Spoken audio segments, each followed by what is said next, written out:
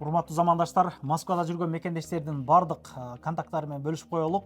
Москвада кой бар деп аябай көп жылдан бери мекендештерге ушул адал эт менен камсыздап келген ушул агалардын коросуна келип калдык. Алыбызда Замир акабыз. Ассалому алейкум. Алейкум ассалам. Кандайсыз, жакшыбы? Алхамдулилlah. Койлорду балдар боюнча кыскача бир мекендештерди тааныштыра кетелик, э? Assalomu alaykum.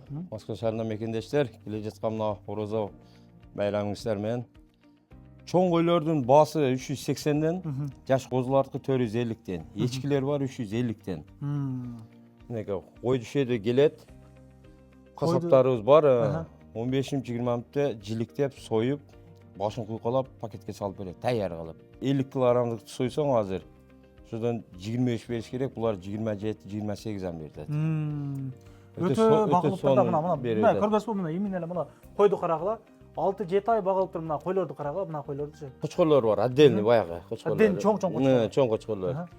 Биякта 13 миңден 13 миңден. Павы бир бар, азыркы майда козулар. Тамдамай. Тамдамай. Лигойн алсаңыздар бар. Ол али көбү суранып ачпай, козу гриль кылышыбыз керек эле депчи. Азыр грилдер ачылып кеткен, ошо козу грилге алып кетип атышат да. Номерлерин көргөзүп койдум. Медведкова метросуна жакын жерде жайгашкан. Кой бар деп навигаторга жазасыздар, келе бересиздер. Эртең 8ден ошол 11ге иштейт. Безуханной туугандар. Айт күндөрдөн бул жерде аябай чоң майрамдык кечелери болот, койлор союлат, бекер эттерди таратылган күндөр болгон. Келе ресторанда жазыңыздар, чалыңыздар, көрүшкөнчө.